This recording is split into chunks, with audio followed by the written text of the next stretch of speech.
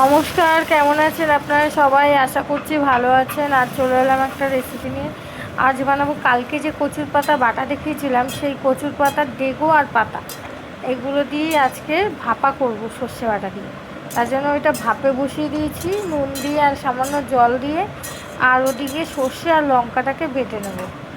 আর এদিকে এটা কিন্তু ভালো করে ভাপিয়ে নিচ্ছি, নিয়ে জলটা ফেলে দিয়ে দিচ্ছি তেলের ওপর শুকনো লঙ্কা, কালো জিরে, রসুন কুচি আর দিয়ে দেবো পেঁয়াজ কুচি। আর এখানে আলাদা করে বেগুন ভেজে রেখেছি। কি হচ্ছে কি ওটা?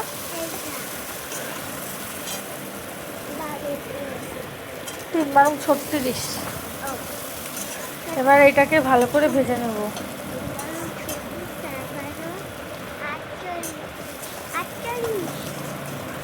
ভালো করে ভেজে নিয়ে এবার কচুর পাতাটাকে জল ঝরিয়ে এটার মধ্যে দিয়ে দেবো।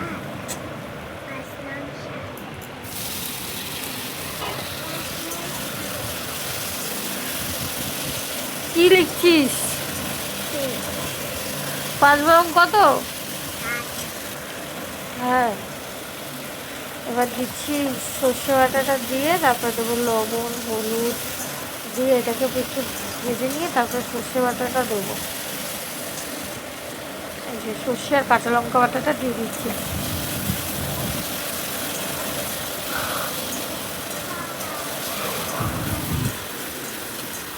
হ্যাঁ, এটাকে ভালো করে নেড়ে চেড়ে ভাজা ভাজা করে তারপরে সামান্য জল দিয়ে আবার এটাকে ভাজবো। দিচ্ছি সামান্য চিনি, যে একটা মিষ্টি মিষ্টি ভাব আসবে। আমার ভিডিওগুলো যদি আপনাদের ভালো লাগে অবশ্যই like, comment, share and follow, subscribe করে পাশে থাকবেন। এবার নাড়াচাড়া করে এবার দিয়ে দেবো পরিমাণ মতো জল। জল দিয়ে আবারও এটাকে শুকিয়ে দেবো। পরিমাণ মতো জল দিয়ে দিয়েছি, দিয়ে এটাকে ফুটতে দেবো। আর এইভাবে কিন্তু গরম ভাতে খুবই ভালো লাগে। আপনারা অবশ্যই এইভাবে একবার ট্রাই করে দেখবেন। কি হ্যাঁ,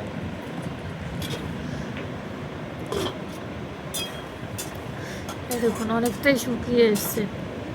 আর এই কচুর শাকে কিন্তু গলা চুলকায় না, খুবই ভালো লাগে খেতে। আপনারা চাইলে এর মধ্যে ছোটো মাছ দিয়েও করতে পারেন। আমি নিরামিষভাবেই করলাম। হয়েছে কেমন হলো আপনারা অবশ্যই জানাবেন। লাইক, কমেন্ট, শেয়ার, সাবস্ক্রাইব করে পাশে থাকবেন।